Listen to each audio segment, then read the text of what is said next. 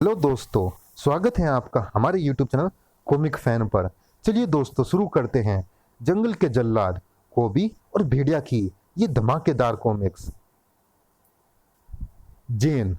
चलिए शुरू करते हैं इस कॉमिक्स का दूसरा भाग। सचमुच भेड़िया अब कोबी के बहुत करीब था।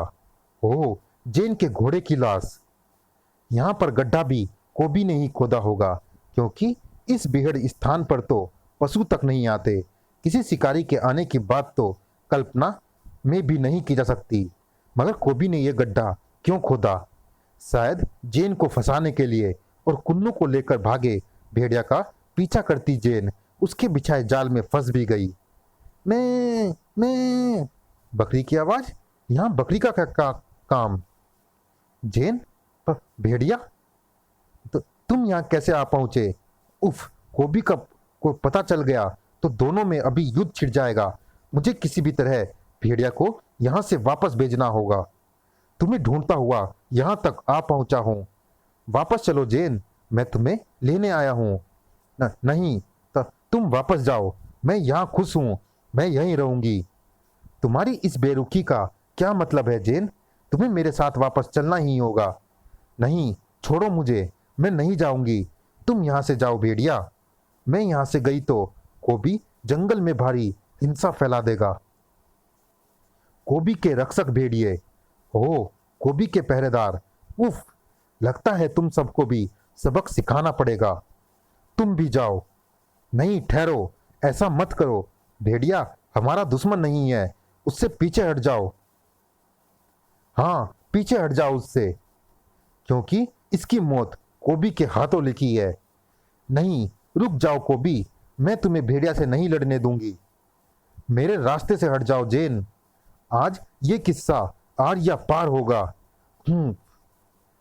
वहीं रुक जाओ कोबी। मैं जानता हूं कि जब तक भेड़िया जिंदा रहेगा तुम्हारा ध्यान इसकी तरफ से नहीं हटेगा। तुम जिंदा रहो, इसके लिए जरूरी है तुम दोनों दो जिस्म एक जान हो।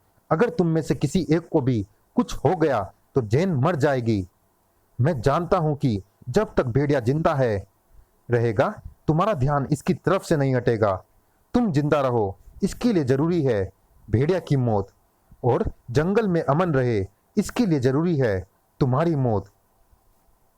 दो पहाड़ आमने सामने थे। वो टकराव शुरू हो चुका था जिसे जेन टालना चाहती थी।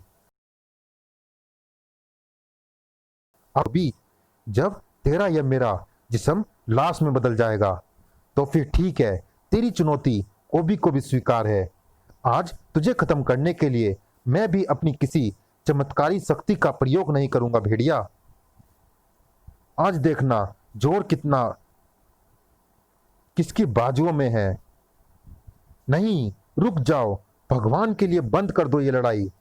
मगर उन दोनों के कान तो उस वक्त एक दूसरे की चीखें सुनने का मजा ले रहे थे। वो देख, तेरी नाक की नक्सीर फूट गई कोबी।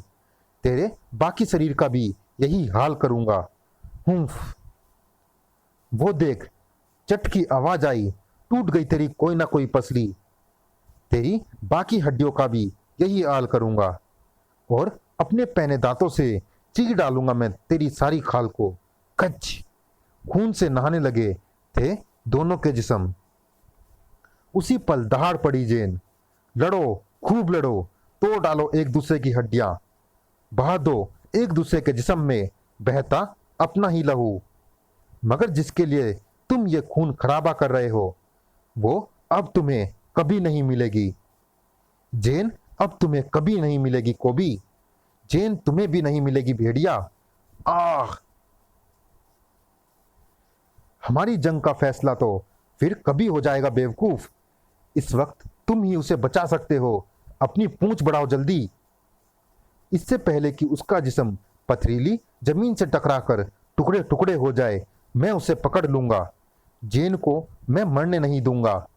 जैसे ही भेड़िया ने जेन को थामा, कोबी की पूंछ उसकी मदद को मौजूद थी। हुम्फ, हुम्फ, हुम्फ। जेन, तुम ठीक तो हो ना? तुमने मुझे क्यों बचाया? मर जाने दो मुझे। फफक। शायद जेन के इस फैसले ने दोनों के फैसले बदल दिए थे। ऐसा फिर कभी मत करना। मैं इससे संधि करने के लिए तैयार हूं। और मैं भी। Thank God. जेन की आंखों में झिलमिला उठे खुशी के मोती। जेन ने कुन्नू को साथ लिया और वापस लौट पड़ी। अब मुझे कोई फिक्र नहीं। आज इस धरती की बेटी ने आकाश की दो विपरीत शक्तियों को एक सूत्र में पिरो दिया था, जिसे इकट्ठा कर पाना शायद आसमान वाले के भी बस में नहीं था। लेकिन क्या वाकई ऐसा था? क्या वाकई एक हो गई थी फोबोस और मोबोस शक्तियां? क्या एक हो गए थे कोबी और भेड़िया? फिर मिलेंगे भेड़िया, जरूर मिलेंगे। हम भी मिलेंगे। समाप्त। चलिए दोस्तों, इस कॉमिक्स में इतना ही। ये रोमांचक कॉमिक्स कैसी लगी आप हमें कमेंट बॉक्स में जरूर बताइएगा। और दोस्तों, जिन्होंने अभी तक हमारे चैनल को सब्सक्राइब नहीं किया है, चैनल को सब्सक्राइब जरूर कीजिएगा, ताकि ऐसे ही रोमांचक कॉमिक्स हम आपके लिए लाते रहें। मिलते हैं फिर किसी अन्य कॉमिक्स में। तब तक के लिए धन्यवाद।